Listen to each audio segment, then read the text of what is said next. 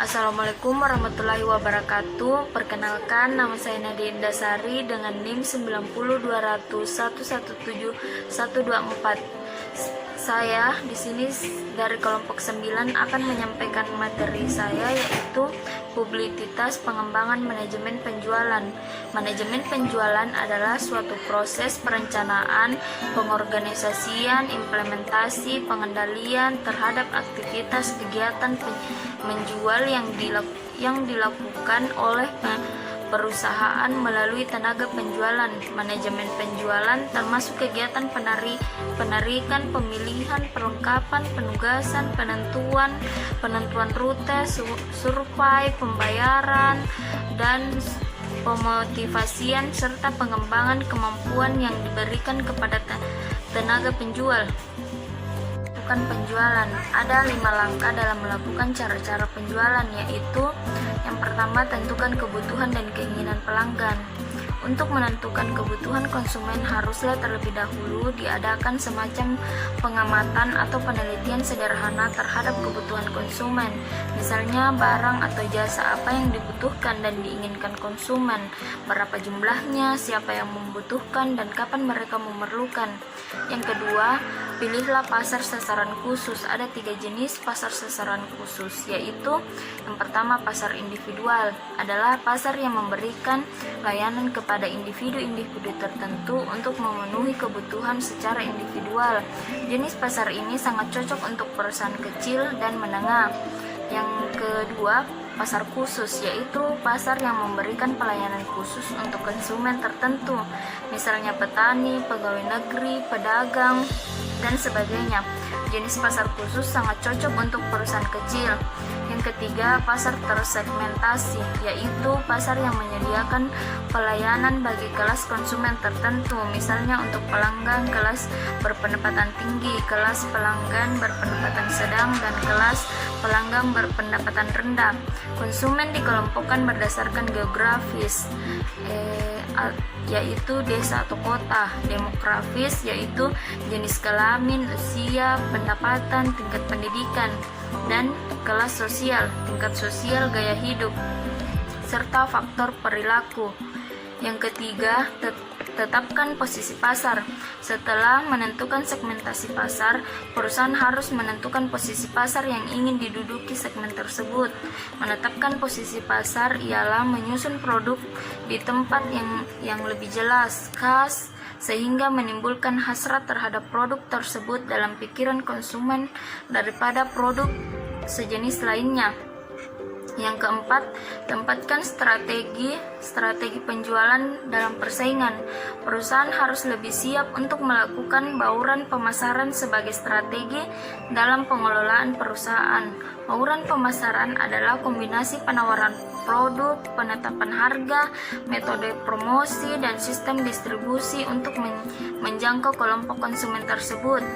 Pilihan strategi penjualan yang paling tepat. Memilih strategi dengan penempatan keempat bauran pemasaran, produk, harga, promosi, dan distribusi.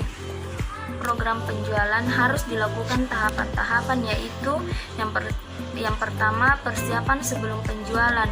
Maksudnya, kegiatan pada tahapan ini mempersiapkan tenaga penjualan dengan memberikan pengertian tentang barang yang akan dijual, pasar yang akan dituju, dan teknik penjualannya.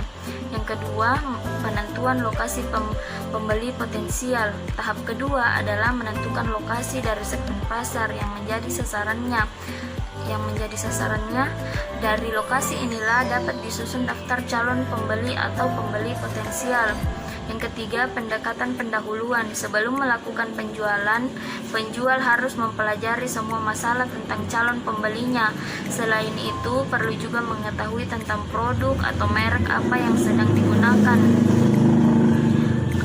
dan bagaimana reaksi konsumen untuk membeli suatu produk. Beberapa informasi perlu dikumpulkan untuk mendukung penawaran produk kepada pembeli, misalnya kebiasaan membeli, kegemaran, kesukaan konsumen. Semuanya merupakan pendekatan pendahuluan terhadap pasarnya. Yang keempat, melakukan penjualan. Penjualan permulaan dilakukan untuk memikat calon konsumen, kemudian diusahakan untuk mengetahui daya tarik mereka, dan pada akhirnya penjual melakukan penjualan kepada pembeli. Yang kelima, pelayanan sesudah penjualan atau purna jual. Kegiatan penjualan tidak berakhir pada saat pembeli membeli dan membayar barang yang dibelinya, tetapi perlu memberikan pelayanan purna jual. Pelayanan purna jual diberikan untuk barang-barang tahan lama seperti elektronika, lemari es, kendaraan bermotor, televisi. Pelayanan purna jual ini banyak macamnya, seperti garansi, reparasi, dan pengantaran barang. Itulah penjelasan dari saya. Saya akan berikan kepada pemateri kedua untuk melanjutkan materi kami. Baik, terima kasih kesempatan yang diberikan oleh pemateri pertama. Di sini saya sebagai pemateri kedua dengan nama Umu Latifah, NIM 902011117096. Di sini saya akan menjelaskan tentang promosi penjualan. Apa sih promosi penjualan itu? Yaitu bentuk persuasi langsung melalui penggunaan berbagai insentif yang dapat diatur untuk merangsang pembelian produk dengan segera dan meningkatkan jumlah barang yang dibeli oleh pelanggan.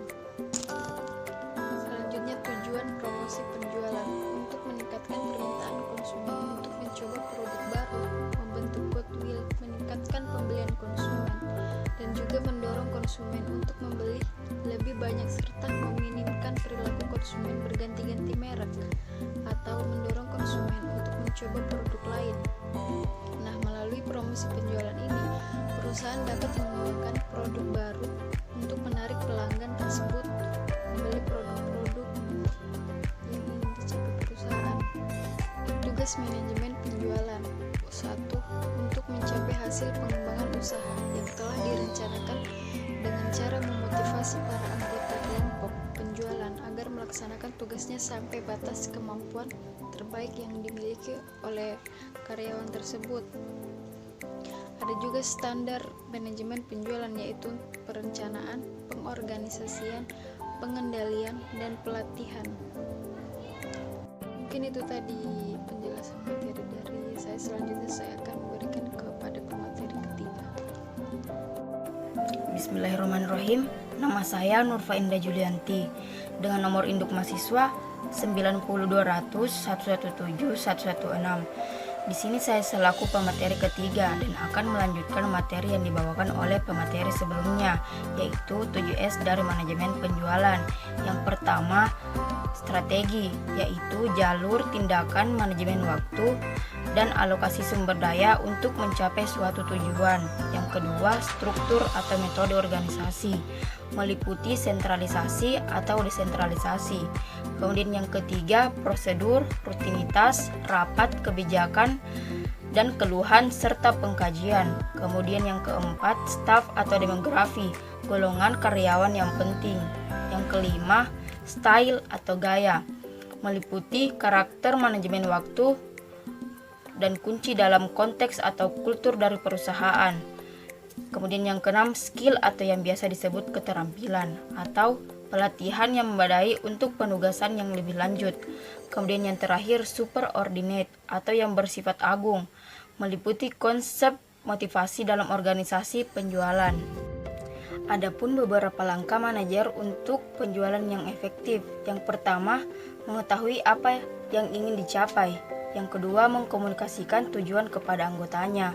Yang ketiga, memanfaatkan informasi secara sistematis dan kreatif.